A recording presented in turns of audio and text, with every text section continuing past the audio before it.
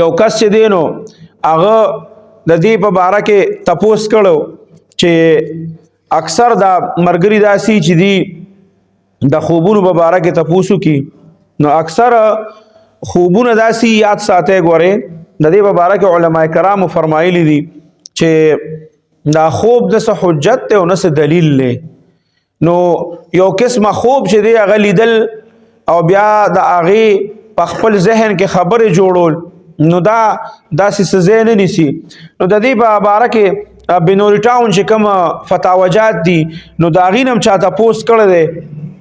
او ما نه هم چا تپوس کړی خو دا بنوري ټاون والا هم لیکلي دي هغې ورته چا دې تپوس کړی دی چې یاره زما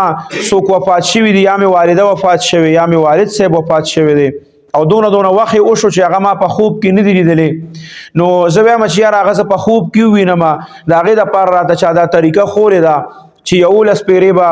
ته درود شریف ووې 11 پېرې به بیا سوره اخلاص ووې او 11 پېرې به سوره فاتحه ووې نو ته هغه خپل مړی چې کوم دی نو هغه به بیا په خوب کې ووینې نو یاد ساتئ ګورئ بنوري ټاون والا هم دا جواب ورکړی دی نو خوب څه حجت نه دی چې ته وایې چې یاره دا حجت دی او دلیل دی نه او دا الله چې دی انسان ته په خوب کې څوک راولي نو دا خو الله راولي دا خو د الله په حکم کېږي چې ته یو مړی په خوب کې ووینې داسې په خپله معنکار سړي کولی شو دا خو به سم کار دا د الله کارونه دي نو خوب نه څه دلیل دی نه حجت دی نو بنوري ټاون والا هم دا جواب ورکړی دی چې دا هېڅ قسمه داسې څه دغه نشته د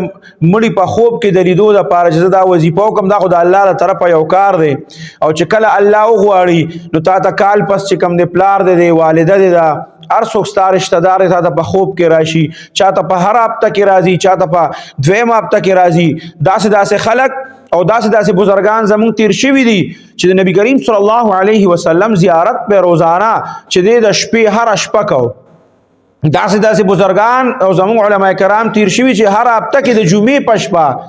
هغې به د نبی کریم صلی الله علیه وسلم زیارت به ورته نصیب کېده داسې بزرگان چې د میاشتې لومبنۍ هفته به شروع کېده په هغې کې به ورته د نبی کریم صلی الله علیه وسلم زیارت نصیب کېده چا په سونو پیرې د پیر ذوالفقار احمد نقشبندي صاحب رحمت الله علیه په باره کې هم راځي چې تقریبا 100 پیرې